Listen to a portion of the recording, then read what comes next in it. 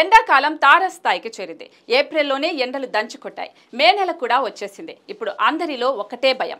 ఏప్రిల్లోనే రికార్డులు బద్దలు కొట్టిన ఉష్ణోగ్రతలు మేలో ఇంకెంత తీవ్రంగా ఉంటాయా అని.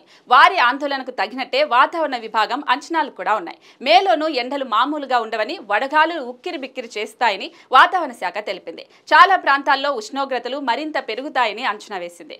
దేశంలోని చాలా ప్రాంతాల్లో వచ్చే 11 రోజులు దారుణమైన వడగాలులు వీచే అవకాశం ఉందని అంటోంది. దక్షిణ రాజస్థాన్, పశ్చిమ మధ్యప్రదేశ్, విదర్భ, మరాఠ్వాడా, గుజరాత్ ప్రాంతాలను వేడి తరంగాలు అల్లాడించే అవకాశం ఉందని భారత వాతావరణ విభాగం అంచనాలను బట్టి అర్థమవుతోంది.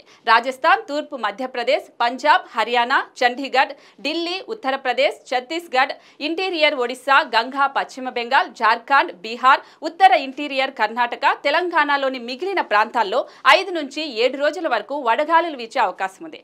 ఏప్రిల్లో ఎండలకు ప్రధాన కారణం ఉరుములతో కూడిన వర్షాలు లేకపోవడమేనని వాతావరణ శాఖ పేర్కొంది.